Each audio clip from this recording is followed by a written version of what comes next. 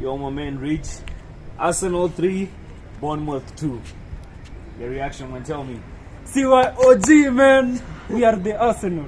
That is what champions are made of, man. Yeah. The game, from the start, we fumbled in the first half, but we never fumbled in the first half because it was a low block, but then we were consistent, we were attacking them, and that final minute goal was the crowning on the cake, manze. Because if you see the way to matches your game from the start to the finish, there was a lot of dedication.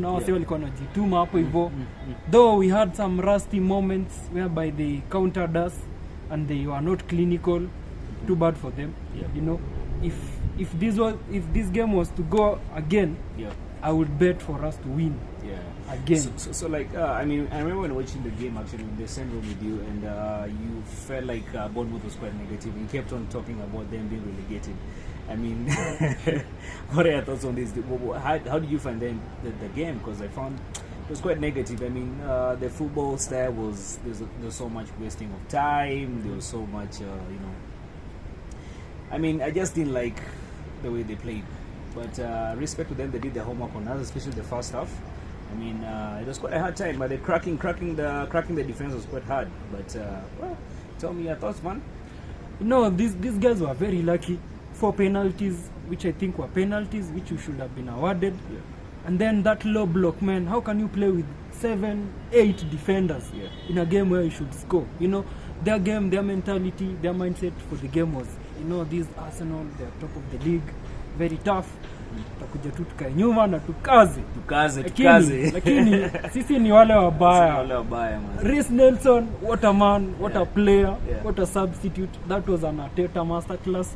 An Arteta genius, man. Arteta is a genius. Those subs, you know, when we were on a losing streak, I was kind of blaming Arteta because he was having very bad substitutions. But then I think he's coming to realize that he needs to make substitutions early and then clear instructions. Reece Nelson aliingia game and there was a big difference. There was quite a complete change when Reece Nelson came in, and I think that was a good substitution.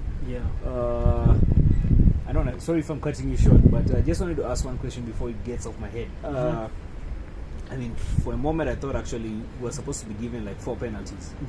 I mean, do you feel like these guys have an agenda against Arsenal? Do you feel like there's an agenda against Arsenal for us to win the Premier League? Because I mean, 4 penalties. Honestly, 4 penalties. We're supposed to be getting 4 penalties. So I mean, if you lose this game, I mean, guys would be really going hard on VAR and the referee. So I mean, your thoughts on this? Well, at this point, you cannot doubt it, man.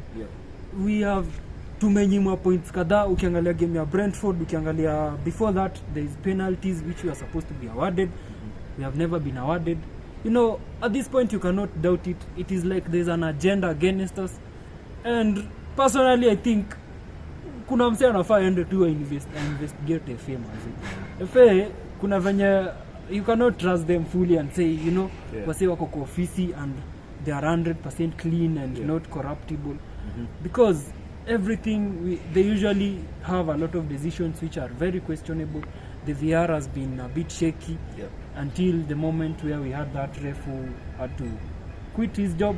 You know, because I actually don't think he quit his job. I think that was just quite a polite way of saying somebody was fired. Because I thought, I mean, eti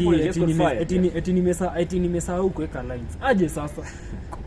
Daktari akaenda hosi aseme eti nimesahau kuplug on life support machine.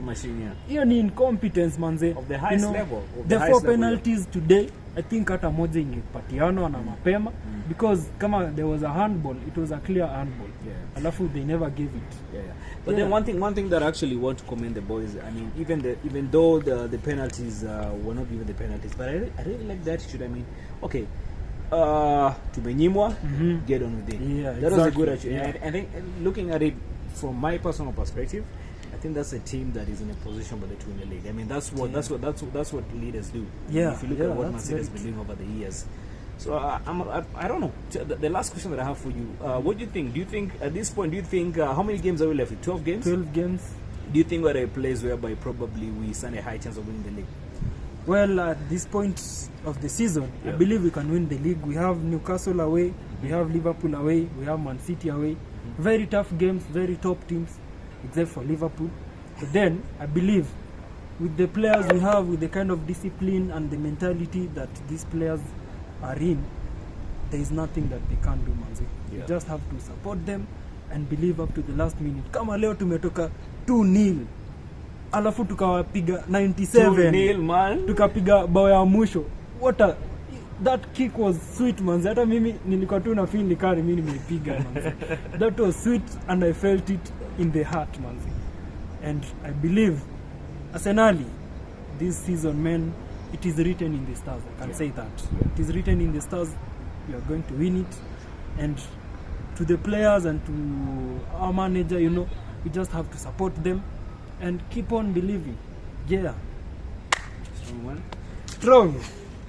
6 minutes.